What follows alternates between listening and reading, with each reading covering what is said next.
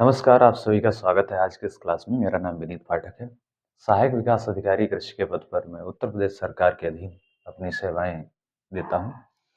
आज के इस क्लास में मैं आपको बताने वाला हूं क्रॉप सीजन्स के बारे में, फसलों के मौसम या ऋतुएं क्या होती हैं।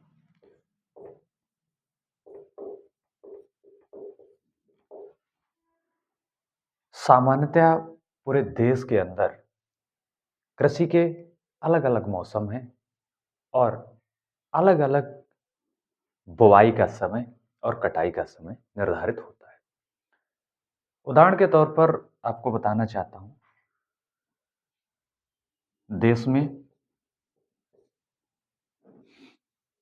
भारत देश के अंदर 15 कृषि जलवायु क्षेत्र हैं। कृषि जलवायु क्षेत्र हैं और उत्तर प्रदेश के को 9 कृषि जलवायु क्षेत्रों में एग्रो क्लाइमेटिक जोन्स में विभाजित किया गया है। इसको विभाजित करने का बेस क्या होता है? किस बेस के आधार पर हम किसी भी लोकेशन को, किसी भी देश को, प्रदेश को क्लासिफाई करते हैं, वर्गीकृत करते हैं?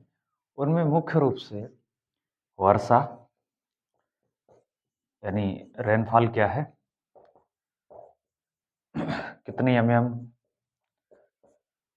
का रेनफॉल वार्षिक वर्षा होती है, वहां पर तापमान क्या रहता है, average average temperature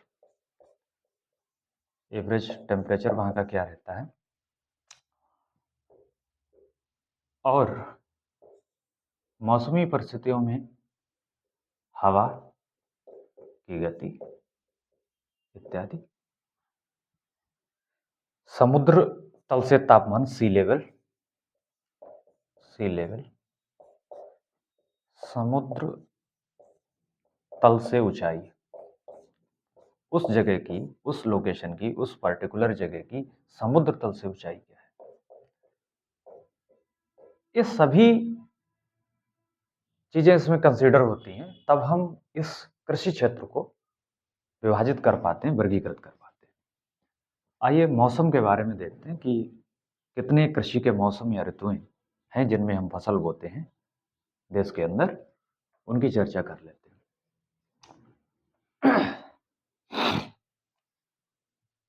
crop season को पूरे देश के अंदर 3 भागों में विभाजित हम करते हैं: खरीफ, रबी और जायद। खरीफ, रबी, तीसरा है जायद। जब 3 भागों में हमने विभाजित कर दिया, तब हमें यह समझना बहुत जरूरी होगा कि आखिर किस आधार पर हमने 3 भागों में विभाजित किया होगा। खरीफ में हम बुवाई कब करते हैं और कटाई कब करते हैं, और कौन सी फसलें इसमें ली जाती हैं, यानी कि फसलों के उदाहरण क्या है, कौन सी फसलें हम इसमें बोते हैं। रबी में कटाई का समय क्या होगा, रबी में बुवाई का समय क्या होगा, कटाई का समय क्या होगा, और कौन सी फसलें हम इसमें बोते हैं, उदाहरण के रूप में अभी आपको बताएंगे। जायद के सीजन में, जायद की ऋतु में हम बुवाई कब करते हैं, कटाई कब करते हैं, और इसके उदाहरण क्या हैं, फसलों के उदाहरण क्या हैं। आइए देखते हैं। जब किसी फसल को बोया जाता है तो उसकी निश्चित अवधि होती है कि वो 4 महीने में पक के तैयार होगी, 6 महीने में पक के तैयार होगी, 10 महीने में पक के तैयार होगी। वो उसका कटाई का समय होता है। सामान्य तौर पर देखें, खरीफ में की जो फसलें हैं उनमें गर्म और नम वातावरण उनको चाहिए होता है, गर्म और नम। रबी में जो फसलें बोई जाती हैं उनको शीत यानी कि ठंडा, कम तापमान की ज़रूरत होती है और शुष्क मौसम की ज़रूरत होती है। शुष्क शुष्क और ठंडा, जायद में गर्म सूखा मौसम, गर्म सूखा मौसम। अब पर्टिकुलर टाइम की बात कर लेते हैं मंथ में।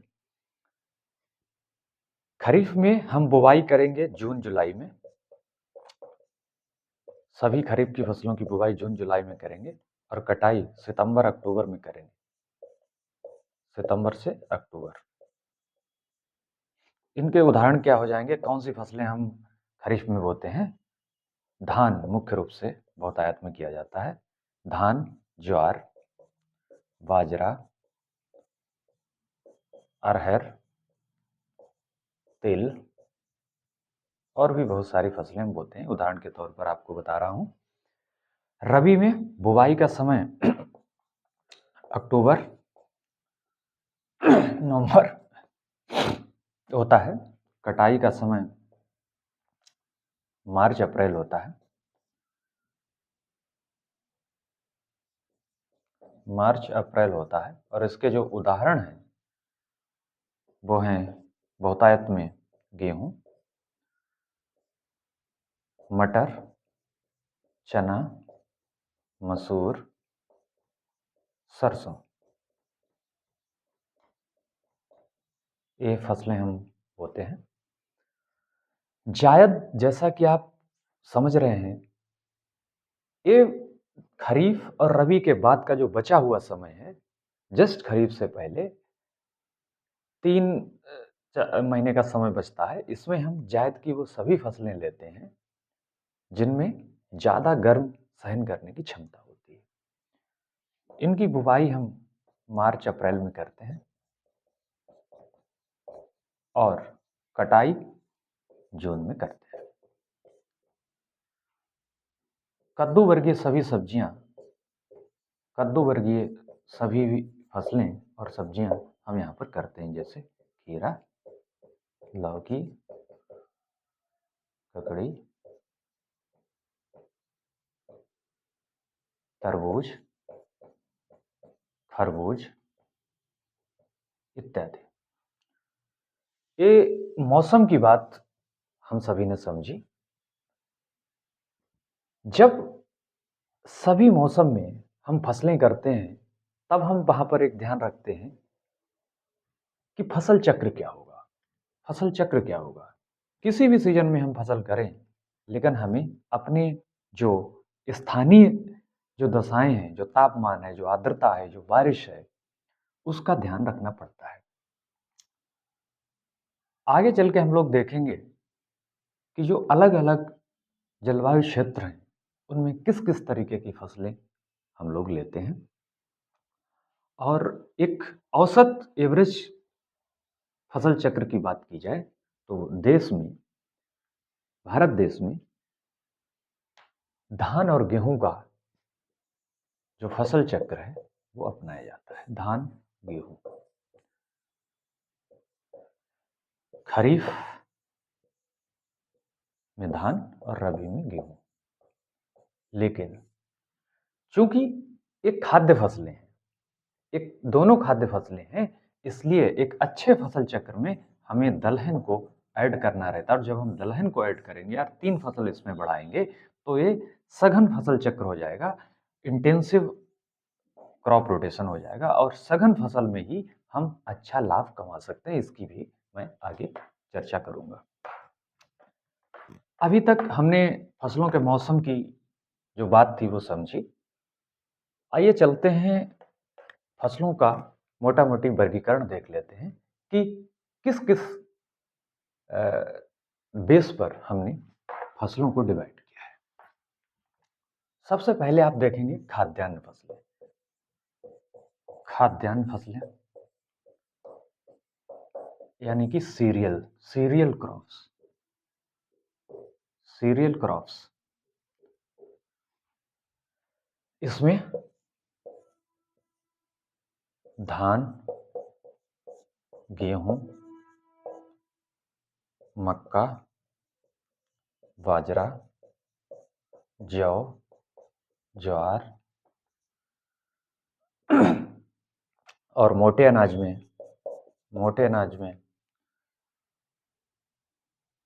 सांवा, कोदो, चीना, मडुआ, रागी इत्यादि फसलें हम लेते हैं। वहीं दूसरा वेश आता है दलहन। खाद्यान्न की हमने बात कर ली। दलहन इस घटक में अरहर,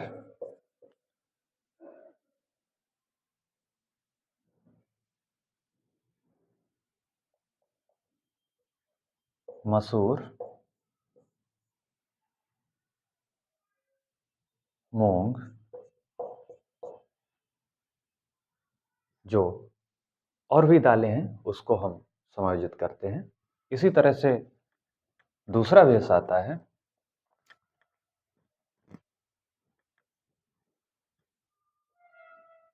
तिलहन का।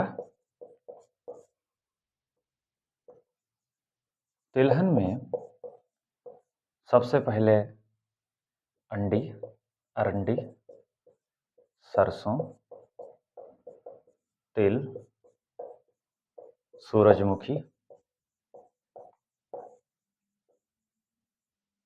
कुसुम, इन फसलों को हम लेते हैं। फिर दूसरा बेसिस आता है रेशे वाली फसलें, जैसे जूट, कपास, सभी की फैमिली और बॉटनिकल नेम हम देखेंगे अगले क्लास में। उसके बाद सरकरा की फसलें, शुगर क्रॉप्स, जैसे गन्ना, चुकंदर,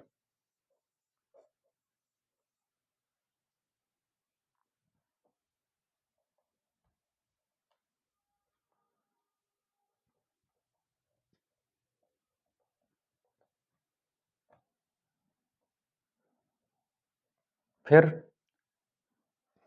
चारा फसलें, फॉडर क्रॉप्स। फॉडर क्रॉप्स में आप जानते हैं कि जो हम पशुपालन करते हैं उसके लिए हमें चारे की आवश्यकता होती है। बरसीम, जई, रजिका। अगर कैश क्रॉप की बात करें, नकदी फसलों में गन्ना, आलू और तंबाकू इत्यादि फसलें हम लेते हैं। और अलग अलग वर्गीकरण इसके होते हैं, 1 वर्षीय, 2 वर्षीय और बहुवर्षीय के आधार पर हम अलग तरीके से इनका वर्गीकरण भी देखते हैं। और जाहिर सी बात है, जब मौसम समझने के बाद आप फसल नहीं समझेंगे तो सबसे पहले फसलों का साधारण नाम, अंग्रेजी नाम,